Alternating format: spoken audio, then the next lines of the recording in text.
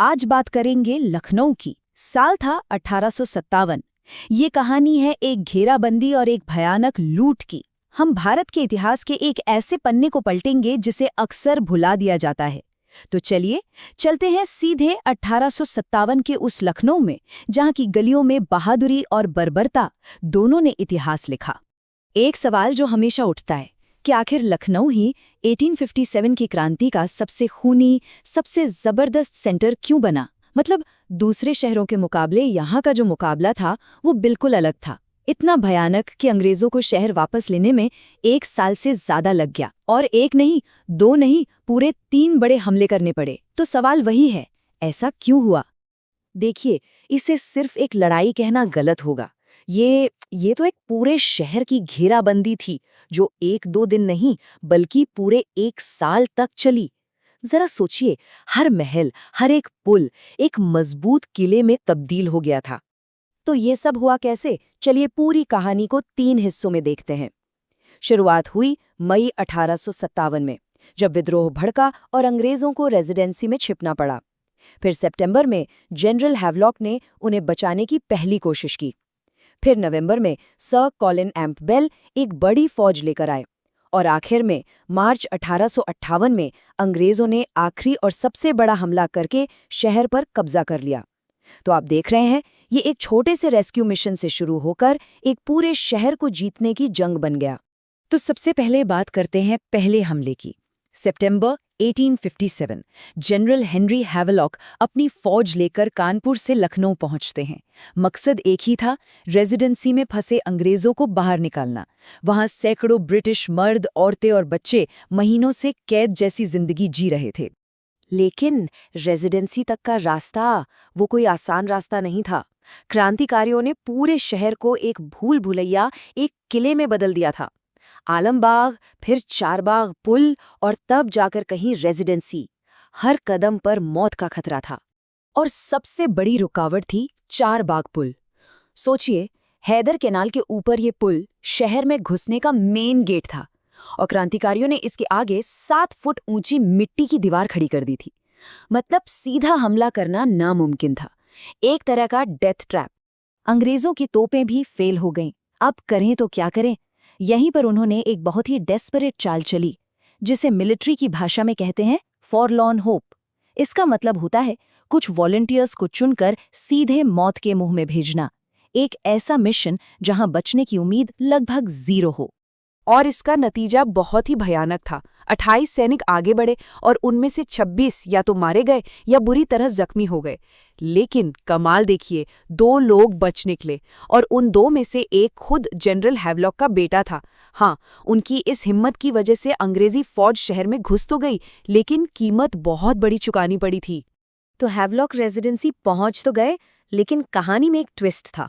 उनकी फौज इतनी कमजोर हो चुकी थी कि वो अब खुद फंस गए थे। जो बचाने आए थे उन्हें ही अब बचाने की जरूरत थी। फिर आया नवंबर, और इस बार आई एक बहुत बड़ी फौज, और यहीं से शुरू हुई इस घेराबंदी की सबसे खूनी लड़ाइयां। और इसमें सबसे भयानक थी 16 नवंबर को हुई सिकंदर बाग की लड़ाई। ये पूरे 1857 के विद्रोह के सबसे काले दिनों में से एक था। एक खूबसूरत शाही बाग जो सिर्फ कुछ ही घंटों में एक कब्रगाह बन गया। हुआ ये कि अंग्रेजों ने दीवारें तोड़ी, और फिर जो हुआ वो एक नरसंहार था। ब्रिटिश और सिख सैनिक अंदर घुसे और अंदर मौजूद करीब 2,500 भारतीय क्रांतिकारियों को मार डाला। कोई जिंदा नहीं बचा। लड़ाई कितनी भयानक थी, इसका अंदाजा आप एक और बात से लगा सकते हैं। सिर्फ उस एक दिन की लड़ाई के लिए अंग्रेजों ने अपने सैनिकों को 16 विक्टोरिया क्रॉस दिए। ये उनका सबसे बड़ा बहादुरी का मेडल है, और ये आज तक का रिकॉर्ड है। एक ही दिन में 16 विक्टोरिया क्रॉस। और ये लड़ाई सिर्फ सैनिक नहीं लड़ रहे थे, आम लोग, यहाँ तक कि औरतें भी लड़ रही थीं। एक अंग्रेज अफसर अपनी किताब में लिखता है कि कैसे एक औरत पीपल के पेड़ पर चढ़कर तब तक गोलियां चलाती रही जब तक उसे मार नहीं दिया गया। पास में ही शाह नजफ की मस्जिद थी। वहां तो और भी गजब का नजारा था। वहां भारतीय सेना ने, आप सोच भी नहीं सकते, तीरों से, तेल में भीगे जलते हुए कपड़ों से, खौलते हुए पानी से अंग्रेजों को घंटों तक रोके रखा, और हवा में गूंज रहे थे अल्लाहू अकबर और जय काली माई के नारे। लड़ाइयां चलती रहीं, और फिर आया मार्च 1858। अंग्रेजों ने अपना फाइनल, सबसे जबरदस्त हमला किया और शहर का पतन हो गया।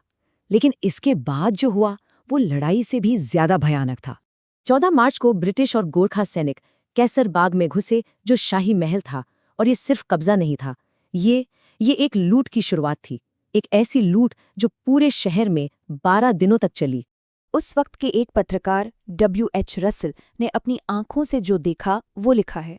वो कहते हैं कि सैनिक पागलों की तरह धक्का मुक्की करते हुए महलों में घुस रहे थे, दरवाजे तोड़ रहे थे, सोना, चांदी, कीमती कपड़े जो हाथ लगा सब लूट रहे थे, और जो नहीं ले जा सकते थे उसे तोड़-फोड़ रहे थे।